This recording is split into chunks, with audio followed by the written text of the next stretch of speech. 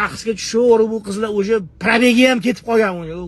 Qo'yloqda mustigida turaverib, uni probegiga ham aylanib, orqaga aylanib ketgan probegi o'sha. Voy, onasini yemsin jalab, klublar ham qolmagan. O'sha klublarga ham kirib bo'lmaydi u oblitsovka bilan. Dubay qabul qilmaydigan bo'lib ketgan. Hozir yoshlari chiqyapti, u konkurensiya ham qolmagandan oxiri bir balolar qilib biqinlarni yig'ishtirib olib, men bu yerga tugib, men buni tegidan pantalonni qo'yib, uni ko'tarib olib, unga bir narsalarni yana ko'paytirib, lapiqtirib Instagramga chiqdi endi bu ifloslar. Instagramga chiqsa, ana ochki ichi aka keladi-da, "Davay" deydi, "Men siz deydi, prosmotrlarim qarang" deydi, 5 million deydi. Uncha bloger deydi, ssenariy qilib ham deydi, kino olib ham deydi, bunaqa deydi, anaqa prosmotr kommentga ega emas deydi. Faqat komment bilan kommentning farqi bor. To'g'rimi? Keyin xo'p deydi, u ham, unga ham aktiv kerak-ku. Qarang, tonki joyini o'rgataman hozir, ko'rsataman hozir. U qizga qanaqa foyda? U qizni pulga gaplashadi bo'lasam, yo'q, u haromiga ham odam kerak. Men bunga aktiv kerak. Siz telefonni olib kelasizda deydi, mashinada kelasizda deydi. Yoningizda bitta bola o'tirgan bo'ladi dedi. Keyin u bolani deydi, yonida o'tirganda deydi, siz ayol bo'lib turib men bilan gaplashsangiz deydi. Erkagingiz gapirtirmasangiz deydi, uni alfoningiz deb so'kishadi deydi haligi joyda. Qaranglar, psixologiya jalab. U achki yiballar aqlli ekan jalab. Bir vaqt haligi joyda keyin keladi. Keyin bu mashinada keladi jalab ani qiz bilan. Keladi-da, "Sen men telefon olmoqchi bo'lgan" deydi. Yiban, qatta ko'rgansiz shunaqa deyishini. Qatta bor bilan, jinni bilan.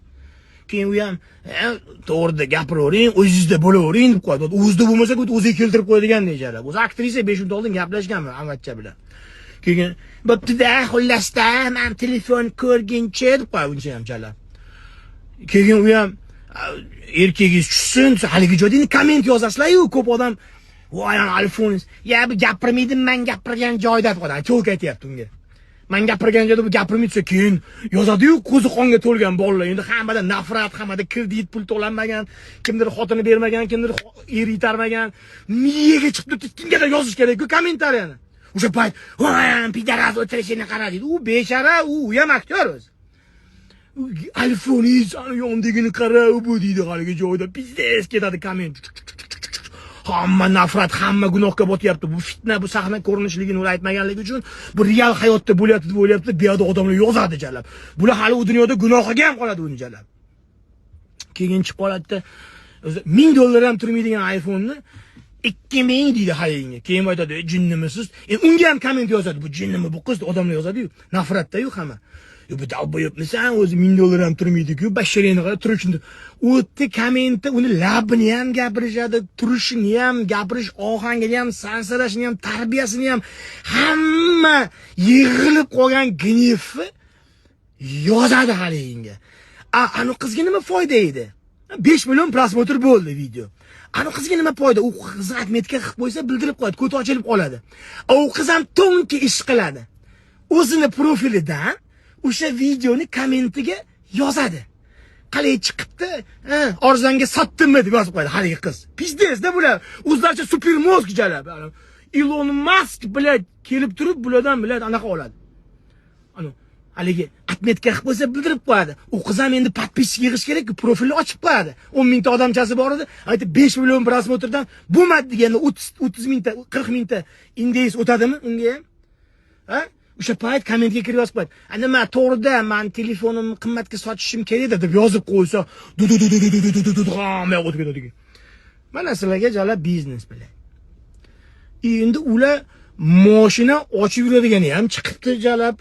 Ularda ham bir xil opashkalar, kenayishkalar, shallaqa ayollarning mashinasi quplanib qolaveradi. Hammasi o'sha opaxonni oldiga kelib turib, mashinani ochayotgan payt unda achkisi bilan emchaga qarab oldi. Keyin ket kommentda, "Oy, opaxon emchagini arig'i ko'rinib qolibdimi?" Bittasini olib chiqib, haligi yubkani kalta kiydirib qo'yganda tursigini rangi ko'rinmas turibdi. Ko'rinmas. Yaxshilab qarash kerak, ko'z almas bo'lish kerak, rangini aytib berish uchun. O'shanaqa kiyib chiqasiz opa, kommentariya ko'proq aktiv bo'ladi deganda, u opa ham shuni kiyib chiqqanlar endi. Men ham bir qaragan chog'imda bir trendga chiqaydi, bu itarmagan odam qolmadi, endi internetdagili itarsiz mana degan. Keyin kommentga kirsang 12 mingta komment jalab. Gif qo'ysang ham buncha komment yo'q bilan. opani ko'rdinglarmi? Men qizil deb baho berdim rangiga desa, bunisi aytadi, "Yo'q, ko'kov" deb qo'yadi. Unisi jala sporlashyapti. Opani turistligini spori ketdi. U jalab mashina quplanib qolgan bilan hech kimning ishi yo'q, jalab.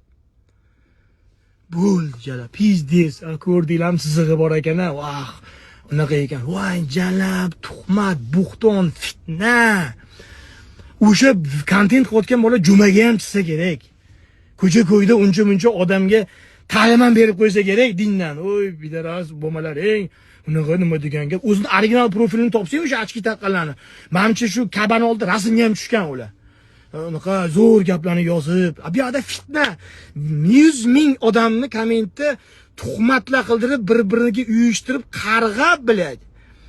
Qarg'ab biladi. Nariyoqqa pizdes yozdilyapti Mahmudga. Chap yelkaga yozilyapti. Pidaraslik qilgansan degan xat yozilyapti. U bilan hech kim ishi yo'q. Bunisi chiqmoli jalab sotilmasa uyi novostroykasi, u ham bitta amvatchani olib chiqib qo'yadi. Hurmatni yana qilamiz, bizda mana rezidens bir baloda uy sotilyapti. Voy bilad, u orqadagi stroyka bilan hech kim ishi yo'q jalab. Hamma jaloniga rangi qanaqa ekan, rangi qanaqa ekan. Bo'ldi-da endi jalab. Bittasi jalab shehid xotiniman deb boshidagi hamma tillasini kelib sochyapti. Tanimaysizmi meni shehid xotiniman deb qo'ydi. Yibanashga jalab. Byujeteriyani olib kelib tashlab. Uni ko'rganingdan keyin sen komment yozmasdan chiqib keta olmaydigan ssenariy qilyapti-da bular. Quturyapsiz-da siz, quturib unga yozish kerak bo'lyapti. Tushunyapsizlarmi? Yozish kerak bo'lyapti. Chunki o'sha dardi ichida odamlar o'sha payt kommentariyada hali o'ynayna deb so'kib tashlashayapti, maza qilishyapti, qarochi bor-ku. Ularni kuzatib, men kayf qilaman, qarochi bor-ku. Haligilarni ko'rib, men maza qilaman bilan, maza qilaman. Tasket. Men dedi Chorvoqqa dedi, siz telefoningizni olgani keldim desa, ana qizim, nima o'z kirmaysizmi? Ichkariga deb qo'yadi. Keyin kommentda nima? Miyasi jalab haligi tashaqqa tushib qolgan yosh testosteron miyaga urgan bolalar-ku. Kommentga kirsa, "Asha alohida bo'yotdi" o'tda. Aka, shundoq jonon, siz ichkariga chaqirdi, kirmadingiz. Bittasi nima qo'yadi? "Ha, aka, taqvoda ekansiz-a. Chotki olib borar ekansiz, javobini berib qo'ydingiz, jononni gunohga botmadingiz" deb qo'yadi. Voy jalab, u g'alib bilab pizdes ham u. Yaxtaga ham kiyib olgan bo'lsa kerak jalab bor-ku. Biladi, вы что думаете, что мы ебанутые? Нет, это вы ебанутые. Не мы ебанутые. Это вы ебанутые, которые эти контенты делают. Вы ебанутые. Я вам преподнесу по-любому. По факту. Просто sizlar jahlim bitta joyga chiqib qoldi. Ishim yo'q. Xohlagan kontentini qilsin. Biz ham qizlarni olib chiqamiz. Biz vayn qilib olib chiqamiz. Sahna ko'rinish qilib olib chiqamiz. Biz bildirib olib chiqamiz. Mayli unisi ham. Po'xo'y. Просто bitta achinayotgan narsam. Meni auditoriyamda 90% o'g'il bolalar.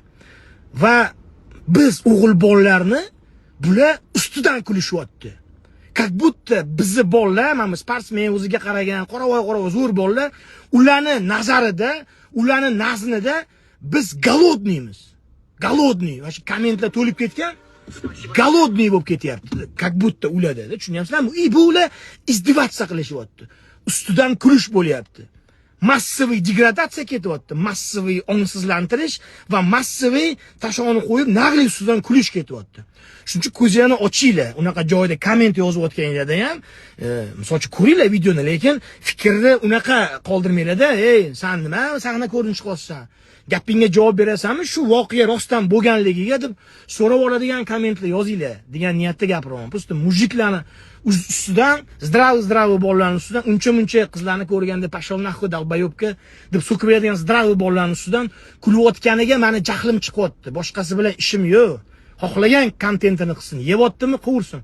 Просто o'sha joyga kelganda izdivosiya qilmasin insonlar ustidan. Bo'lgan voqeani aka sahna ko'rinishida prosmotr uchun qo'yamiz deb qo'ysin oxirida yoki boshida. U jalab real voqeadek qilib u video tarqaydi, dunyoga chiqadi. Demak, o'zbek ayollari shunaqa bo'lib ketibdimi? O'zbek qizlari shunaqa bo'lib ketibdimi deydi. Viloyatdan Toshkentga kelmagan viloyatdagi odamlar Toshkent shunaqa buzilib ketibdimi? Bolam qo'ya qol Toshkentga borma. Qara hamma qizni turishini tanimagan erkakni sansirab tashlayapti. Labini qarab, pidarazi. Bu nima degan gap bolam deydi. Shunaqa fikr paydo qilib qo'yishyapti. Boshqa gap yo'q o'zi aslida.